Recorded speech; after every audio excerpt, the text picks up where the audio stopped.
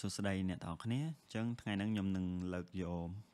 មេរៀនមួយគឺតាក់ទងជាមួយនឹងកម្មវិធី Microsoft Office អញ្ចឹងកម្មវិធី Microsoft Office គឺជាកម្មវិធីមួយរបស់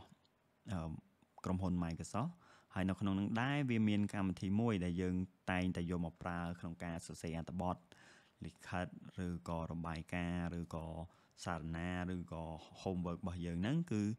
កម្មវិធី Microsoft Word អញ្ចឹងនៅក្នុងហ្នឹងកម្មវិធី Microsoft Word ជាកម្មវិធីមួយនៅក្នុងកម្មវិធី Microsoft Office ព្រោះឯ Microsoft Office យើងចែកដាច់ Microsoft Office គឺមាន Word Excel PowerPoint មានអីអញ្ចឹងច្រើនជាងនឹងទៀតប៉ុន្តែ Word គឺយើងប្រើសម្រាប់សរសេរអត្ថបទរបាយការណ៍ឬក៏ homework របស់យើងអីហ្នឹងផ្សេងហ្នឹងអញ្ចឹងនៅក្នុងហ្នឹងគឺយើងថវិកាវាដើម្បីសរសេរឯកសាររបស់យើងអញ្ចឹងកម្មវិធី Word វាសម្រួលយើងច្រើនជិបធៀបជាមួយនឹងកម្មវិធីផ្សេងឧទាហរណ៍ Google Doc អីហ្នឹងគឺកម្មវិធី Word គឺឧទាហរណ៍យើងសរសេរអក្សរខ្មែរបើសិនជាយើងសរសេរនៅលើ Google Doc ពេលខ្លះពេលយើង download មកនៅក្នុងកុំព្យូទ័ររបស់យើងវា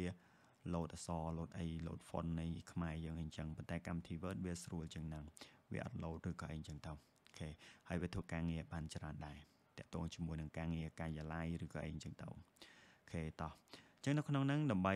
ប្រើបានទី1នៅក្នុងហ្នឹងខ្ញុំវីដេអូនេះខ្ញុំធ្វើឲ្យខ្លីទេគឺបើកហើយនឹងបិទកម្មវិធី Word ដោយមានថាមូលដ្ឋាននៃការប្រើប្រាស់របស់វាគឺដំបូងយើងចេះបើកបិទសិនអូខេតោះអញ្ចឹងដើម្បីនេះខ្ញុំ search Word មកអូខេយើងវាយពេលយើងចុច key window របស់យើងមកនេះ key នៅលើ keyboard ហ្នឹង key window យើង search ពាក្យ Word ចឹងមកអូខេហើយ enter មកអញ្ចឹងនៅពេលដែលយើងបានប៉ុណ្ណឹងហើយគឺយើងចូល blank document មកមានន័យថាយើងបង្កើត file មួយដែលអត់មានអីទាំងអស់អញ្ចឹងនៅពេលហ្នឹងបើសិនជាករណីខ្ញុំបិទគឺវាទៅបាត់ហើយដោយសារយើងអត់បានសេអីទេប៉ុន្តែបើសិនជាករណីខ្ញុំធ្វើដដែលប៉ុន្តែពេលបើកហ្នឹងគឺខ្ញុំសរសេរតែខ្ញុំសរសេរថាខ្ញុំសរសេរតែជាចោះប្រជាណាចក្រកម្ពុជាណាចក្រកម្ពុជាអូខេអញ្ចឹងពេលដែលខ្ញុំចុចបិទម្ដងទៀតនេះខ្ញុំคลิกបិទលេខនេះគឺដើម្បីបិទបានអូខេឬក៏មួយទៀតយើងចូល file close អញ្ចឹងវានឹងទាយើងឲ្យ save ដូចគ្នាឬក៏មួយទៀតយើងចុចកន្លែងនេះមកវាទាយើងឲ្យ save ដូចគ្នាដោយសារយើងបានសរសេរនៅក្នុង document របស់យើងហើយអូខេខ្ញុំចុច save មកយើង save ដាក់នៅណាក៏បានដែរប៉ុន្តែខ្ញុំ recommend ឲ្យដាក់ក្នុង drive D ឬក៏ drive E អីទៅកុំដាក់ក្នុង drive C ប៉ុន្តែអានេះជាវីដេអូខ្ញុំនឹងធ្វើការថតឲ្យគ្នាយើងមើលគឺខ្ញុំដាក់នៅក្នុង document គឺនៅក្នុង drive C អូខេតោះអញ្ចឹងខ្ញុំបង្កើត folder មួយមកថា MS Microsoft Word អូខេអញ្ចឹងខ្ញុំដាក់ file ហ្នឹងនៅក្នុង folder ហ្នឹងហើយខ្ញុំយកឈ្មោះហ្នឹងតែម្ដងចុះខ្ញុំអាចដាក់ឈ្មោះអីគេទៅថា exam paper ឬក៏អីអញ្ចឹងក៏បានដែរអូខេតោះអូខេអញ្ចឹងដើម្បីទៅរក file ឡើងវិញគឺខ្ញុំ save នៅក្នុង document ខ្ញុំបើកចូលមកខ្ញុំចូលក្នុង document ហ្នឹងមកអូខេ